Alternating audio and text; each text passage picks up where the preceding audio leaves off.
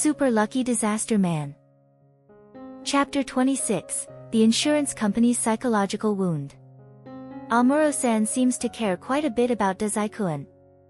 Komaeda Nagito chuckled as if he was only making an offhand remark. But Amuro Toru couldn't afford to treat it as such a casual comment.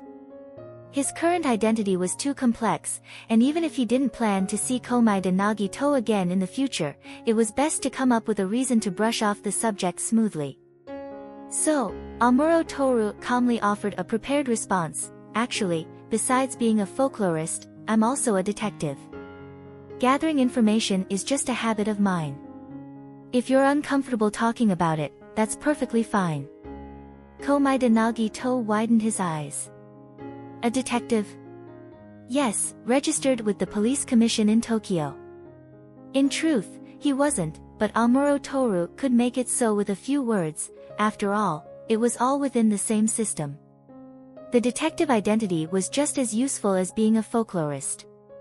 A folklorist could appear in any remote and strange area, while a detective could ask any peculiar questions, and people would always understand. For example, right now, Komaeda Nagito felt that this profession did indeed explain why Amuro Toru had exhibited behavior that clashed with being a folklorist. It also perfectly matched the feeling Amuro Toru gave him. But a detective, huh? I did consider that, Komaeda Nagito said with a hint of regret. But I thought you might have an even more interesting profession. Anyway, a detective isn't bad at all. It's a pity I won't get to see Amuro-san solving a case. Amuro Toru's heart skipped a beat, and his assessment of Komaeda Nagito rose once again. To think that a junior high student could deduce this much from just a few clues. He had clearly been too careless. It seemed that, from now on, he'd need to wear his mask more carefully, even around elementary school students. At this moment, he could only carefully reinforce his fabricated identity. What a pity, but being a detective is such a boring profession. Honestly, folklore research is a bit more interesting. Komaeda Nagito pondered for a few seconds before suddenly smiling. If it's about being a detective, I'm more than happy to help, you know? There's really nothing I can't share. After all, I've only known Dazai-kun for a few days, and he definitely wouldn't tell me anything important. From a certain perspective, the most important information would probably be Dazai-osamu's ability. But that guy openly displayed it in front of Amuro Toru and Ayatsuji Yukito over the phone, having them take the transformed Komaeda Nagito to the port mafia to nullify it. It wasn't much different from openly displaying his ability. Komaeda Nagito briefly summarized his encounters with Dazai-osamu. Most of it matched the information Amuro Toru had already gathered, but there were still some details that hadn't surfaced in the reports. After all, many things only the people involved would know. For example, what exactly happened to him at the Port Mafia headquarters yesterday, something that the Japanese police couldn't investigate, and Amuro Toru wasn't aware of until Komaeda Nagito shared it now. Maintaining his determined poker face, Amuro Toru listened carefully, his expression subtly shifting. After a few moments of contemplation, he reached a conclusion. It seems like you've been caught up with quite a troublesome person. Being friends or anything like that, without a doubt, was clearly just an excuse. While Amuro Toru didn't know much about the inner workings of Dazai-osamu, since the special division and the police tend to hold back on sharing intelligence, but he, as a spy within the black organization, can still gather related intel. At times, Amuro Toru found himself frustrated with these poor practices of the government. Take the information on Dazai-osamu, for example. The intelligence provided by his own department was less detailed than what he could obtain from the black organization. But overall, no matter where the intelligence came from, Dazai-osamu shouldn't be like the way Komaeda Nagito described him. A person with a seemingly elementary school-level obsession with friendship. He must have another motive. Do you have any clues? Amuro Toru asked. Komaeda Nagito wholeheartedly agreed with Amuro Toru's viewpoint. I think he has another motive too, which is why I told him that if he wants to use me or something like that, he can just say it. I'm perfectly happy with that. There's no need to go through this friendship phase. Amuro Toru. Only now did Amuro Toru finally figure out the source of the unease he had been feeling around Komai de Nagito. Back when they were on the island, he hadn't really had any deep conversations with this kid, and later, when Komai de Nagito turned into a cat, he had even less of a sense of the boy's conversational style. It wasn't until today, when they met again, that he truly began to take a closer look at Komai de Nagito. Amuro Toru came to a headache-inducing conclusion. Komai de-kun seriously underestimates himself. From the moment they met, he had noticed that Komai de Nagito's focus and attention were all directed at him, and on the fact that his cooking was good, along with his friend. Up until now, he had assumed this was because the kid was curious about his identity. That's why he had been thinking about where he might have slipped up and how to correct it going forward. But then Komai de-kun suddenly blurted out something so shocking. So, not only was Komai de Nagito curious about him and his friend, but also about the dangerous Dazai Osamu from the Port Mafia, lumping them all together into some strange categorization. What was the key phrase here? Amuro Toru suddenly began to question the Japanese education system, unable to understand how a kid like this had developed such a warped worldview. But now wasn't the time to dwell on that, so he asked. Is it only Dazai Osamu you're concerned about? Before, you were assisting Ayatsuji Yukido-sensei, right? So, if Ayatsuji-sensei asked for your help? Komai de Nagito immediately replied without hesitation, of course, that's not a problem.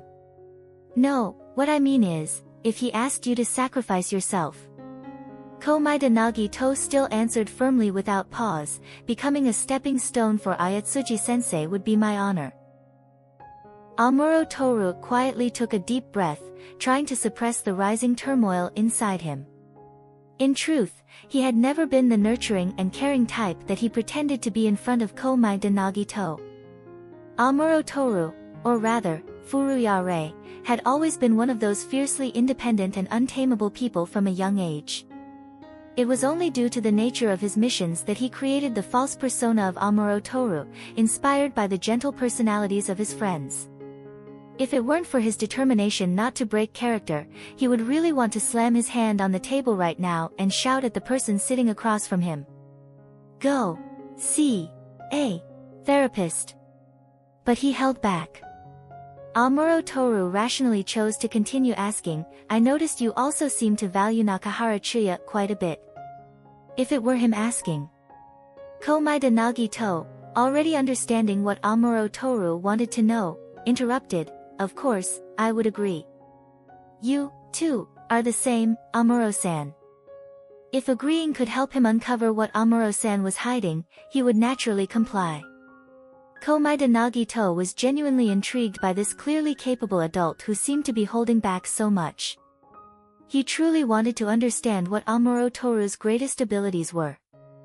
Amuro Toru took a deep breath, clasping his hands and resting them on his forehead to hide his expression.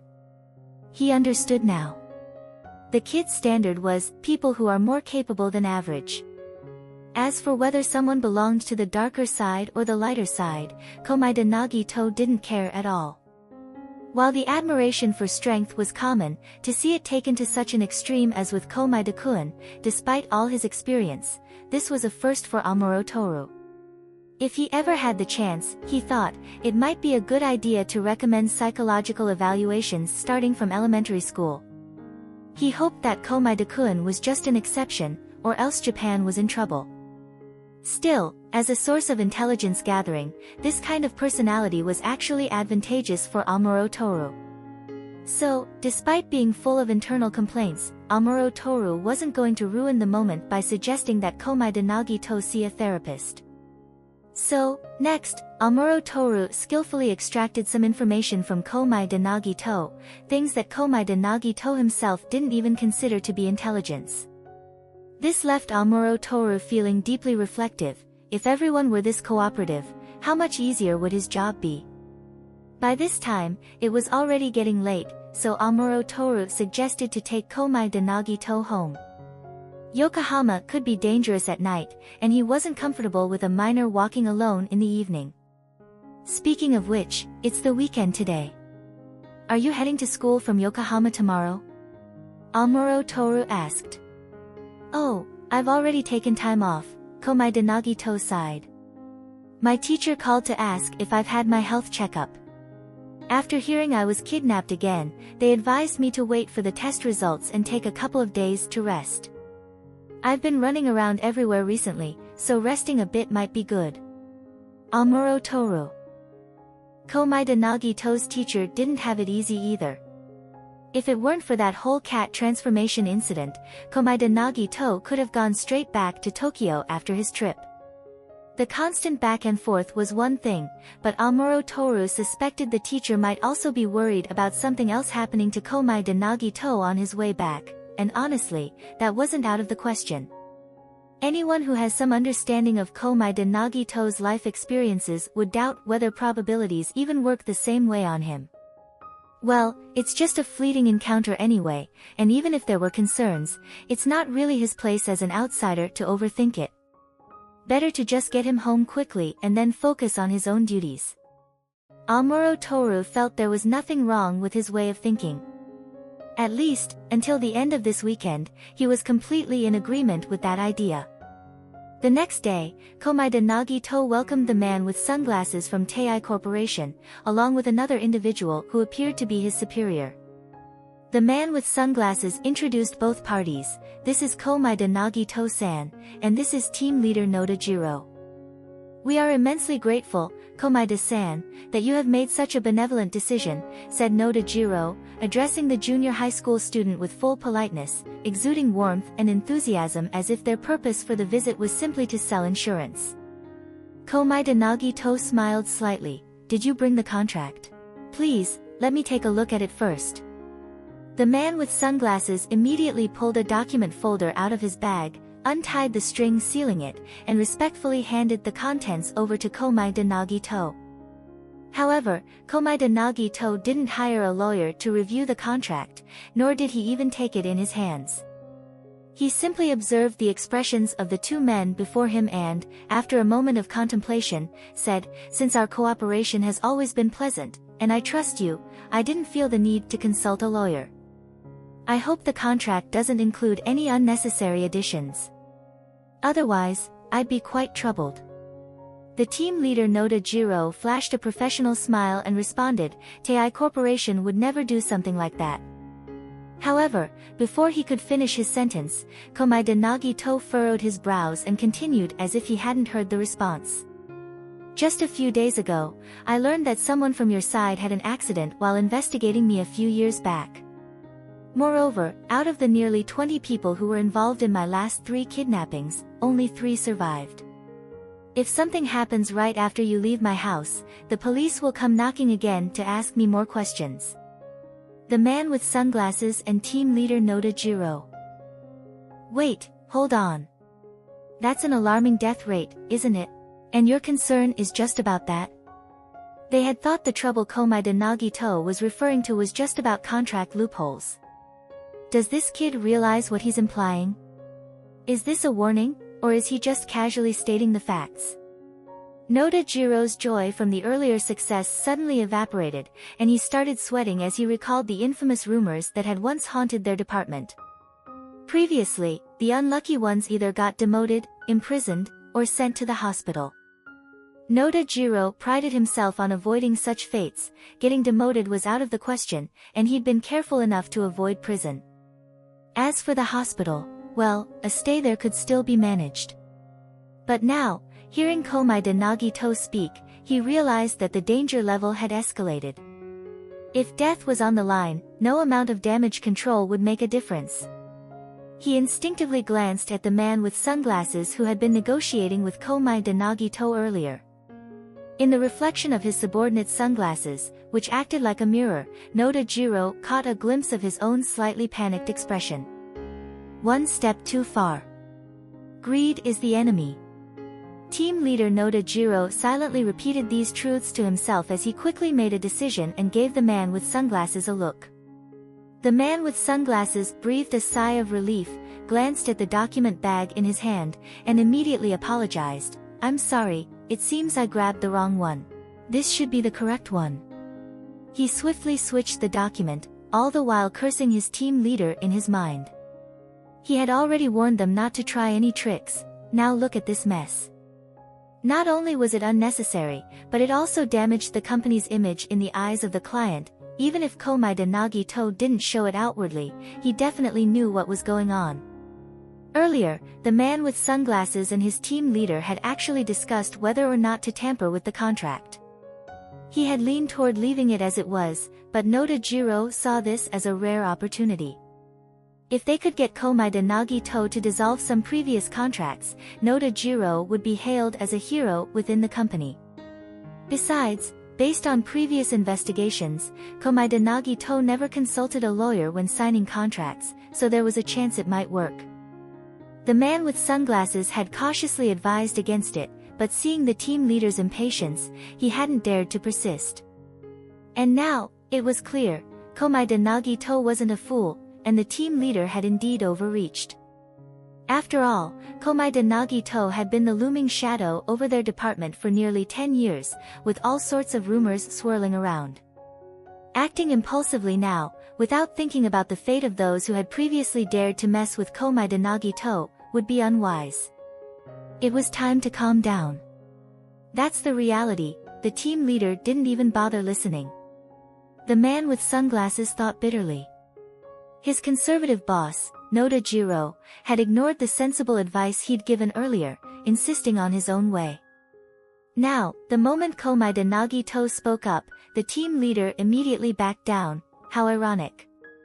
This time, Komaeda Nagito smiled as he accepted the contract, briefly skimmed through it, and, sensing no major issues, signed it. He voluntarily relinquished the payout from the 3 kidnappings in exchange for the opportunity to board the Ship of Hope. Both the man with sunglasses and the team leader let out a sigh of relief. The man with sunglasses retrieved 1 copy of the contract, leaving another for Komaeda Nagito.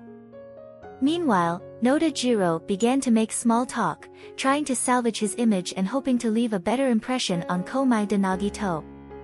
Most importantly, he hoped this small hiccup wouldn't bring him bad luck. He had only entertained the idea, it wasn't like he'd actually done anything, yet. Thank you for your time. Do you have any plans for later? Would you care to join us for a meal? Noda-jiro spoke politely, his manner impeccable, as if he were the perfect leader. Komaeda Nagito shook his head.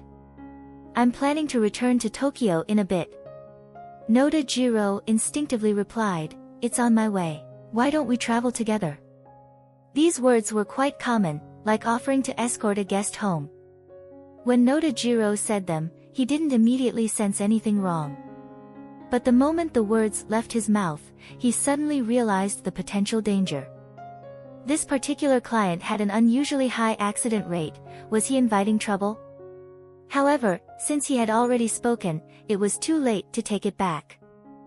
Fortunately, Komaeda Nagito didn't seem inclined to accept the offer. Perhaps he preferred being on his own, so he politely declined them. When Noda-jiro had arrived in Yokohama, he had been full of confidence. But now, heading back, he had the expression of someone who had narrowly escaped disaster. That was too risky, even though I don't know why it felt so risky, it just, well, you understand, Noda-jiro rambled to the man with sunglasses during the ride back. That Komaeda fellow is really something strange. Just facing him made me feel like there was something unsettling about his gaze. You'll handle dealing with him from now on. The man with sunglasses maintained a calm expression. After all, the credit would go to the team leader, and the risks would fall on him. But he still had to respond appropriately. Understood. This kid suddenly gave up a huge sum of money to get on that Hope ship. It's not even the VIP spot, it's a passage into the abyss. What exactly is that guy thinking? Truly impossible to understand. No wonder he's the star of all our department's strange stories, he's just not like ordinary people. Oh, right. Team leader Noda-jiro suddenly remembered something. This time, I recall the ship's destination being different from the previous ones. Has the destination changed? That's right, replied the man with sunglasses, dutifully driving while answering his superior's question. This time, the destination is Yokohama Port. It's rumored to be connected to the Port Mafia, but the specifics are unclear. The Port Mafia, huh? Noda pondered, recalling what he had seen in Yokohama this time. Yokohama really is different from a year ago. The Mafia still has its uses, but I still prefer Tokyo. Tokyo feels much safer. Team leader, in Tokyo alone, we've had 2 policyholders who died from murders. If we include those who didn't have our insurance. Noda fell silent. After a moment, the man with sunglasses suddenly remembered something and asked, about the special guests invited by the chairman to board the ship this time.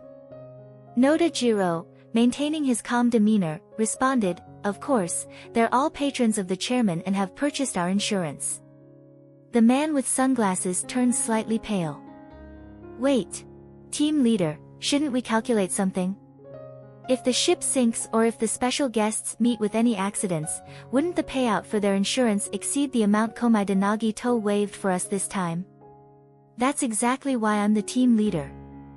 Of course, I've already factored that in, Noda said confidently. Since this time it's related to the Port Mafia, if anything happens, the Port Mafia will have to take half the responsibility. So, the amount we'd have to pay out would definitely be less than what we saved thanks to Komai Nagito. So, letting Komai Nagito board the ship won't be a problem. The man with sunglasses. Team leader, it seems like you're already assuming that something will happen to the ship. Unexpectedly becoming a legendary figure within the insurance company, Komai Nagito had no idea what plans the 2 people who had just left were making for him. Just as they departed, he got a call from the hospital. Komai-kun, all your health check results have come in. The doctor, who was quite familiar with Komai Nagito, didn't waste time with small talk and got straight to the point. You mentioned having headaches recently, right? There's a very mild concussion. Did you perhaps hit your head during the kidnapping? These kidnappers always seem to pick up bad habits from movies. Honestly, they should just use anesthetics properly. Last time, when they slashed your neck, they almost caused irreversible damage. But don't worry, it's nothing major. Just avoid any high-risk activities like roller coasters for now. You'd probably vomit and regret your life decisions. Stick to gentler rides like the carousel or Ferris wheel, and you'll be fine. A concussion? Komaida asked. Yes, a mild one, the doctor confirmed. But headaches can sometimes be related to stress as well. If you're feeling tense, take a nice vacation. Oh, sorry, I meant it's probably better to rest at home for now. Komaida double-checked, so, no signs of brain cancer or anything like that, right? The doctor was speechless for a moment. Komaida-kun, if you feel unwell, just come to the hospital. You're a VIP client after all, so no need to go searching the internet for random symptoms. Even a cold could sound like a terminal illness on there. It's not that. I was just... Alright, never mind, I guess my luck isn't so bad after all.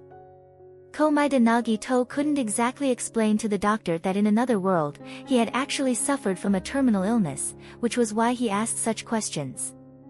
The doctor reminded Komaida Nagito once again to eat regularly and to take care of his stomach. In short, just be cautious about these things. I'll send the health report to your email later. If you have any more questions about anything, just give me a call. Alright, thank you, doctor. After hanging up the phone, Komaida Nagito touched his head. So, there really was nothing wrong. Was it because of these regular health checkups? Could this be considered good luck? If this counts as good luck, then what kind of misfortune is waiting for me next? Komaida Nagito lay on the sofa, one hand holding his phone loosely at his side, while the other covered his eyes. In the darkness of his vision, the dull ache in his head couldn't suppress the growing excitement from his successful plan. The Hope. What a beautiful name. Please, let the misfortune at least not happen on the ship of hope. What kind of misfortune will come to balance out this luck of not having a terminal illness? Chapter 26 End.